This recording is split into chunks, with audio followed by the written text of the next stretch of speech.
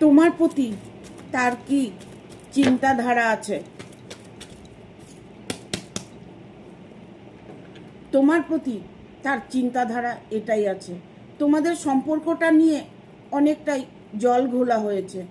তোমাদের সম্পর্কটা নিয়ে অনেক সমস্যা দেখা দিয়েছে। তোমার সম্পর্কটা সবার সাথে জানাজানি হয়ে গেছে, যার জন্য তোমাদের সম্পর্কের মধ্যে প্রবলেম আসছে। যে প্রবলেমটা তোমাদের আসছে সেই প্রবলেম তুমি সলভ করতে পারবে। এই কারণেই পারবে যদি তোমাদের মধ্যে অটুট ভালোবাসা থাকে। তোমার ভালোবাসা যদি সত্যি তুমি মন থেকে বেসে থাকো, সে মানুষটি তোমার কাছে ফিরে আসবে। কারণ তিনিও নানান রকম সমস্যা সম্মুখীন হয়েছে, তিনি নানান রকম প্রবলেম ফেস করছে।